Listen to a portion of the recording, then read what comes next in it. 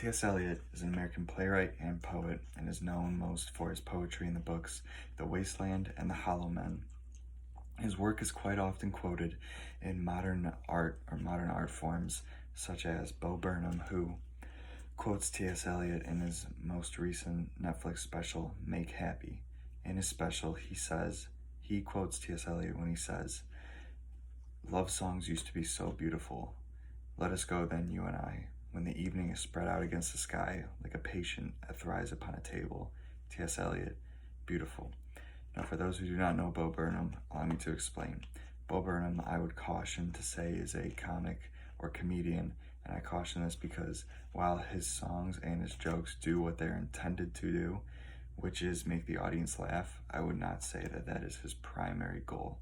I believe his primary goal is to leave the audience with something to think about, something important to think about, whether that be how our insecurities can mask our expressions and how it does not allow us to express ourselves fully to others, which can lead to bad relationships, or how pop songs and popular culture and popular media actually can have a negative effect on the self-esteem of many teenage girls around the world.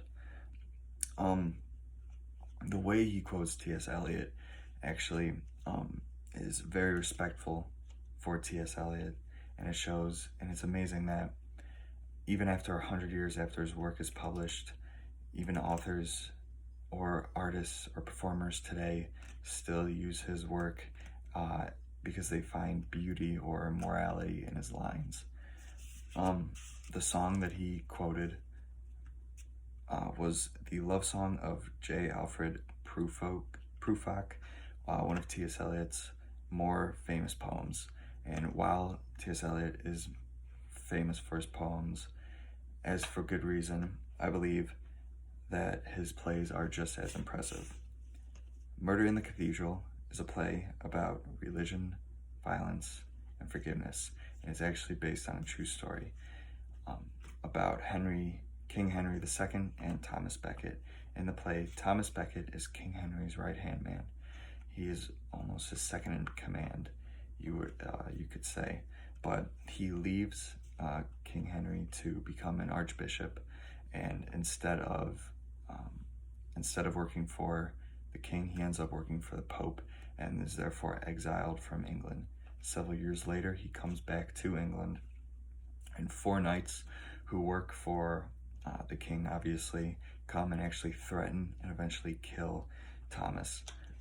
But Thomas does not allow their threatenings to scare him because he believes that God will have whatever happens, God is in control. T.S. Eliot actually uses a popular Greek theater character in this of the chorus, and this is like a narrator basically. So it kind of pays homage to the Greek theaters, and his fourth wall break I found was very surprising and unique. His next play, Family Reunion, it's about an old lady who reconciles with her family. She basically has an argument with a lot of them and then ends up dying at the end of the play. One of the characters, however, has two creatures who follows him around to torment him, and we find this out later in the play that they do this because he actually killed his wife.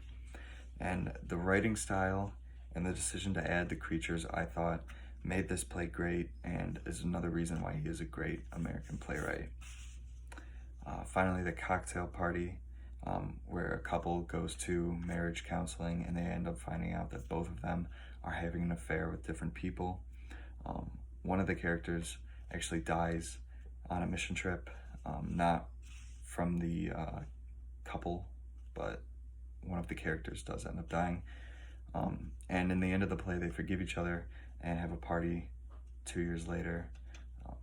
And in this play, it's one of his most famous plays because it deals with the struggles of marriage, but is also a comedy. So it also shows that forgiveness is one of the many keys to living a healthy relationship, because if the couple hadn't forgave each other, they probably wouldn't have been a couple 2 years later.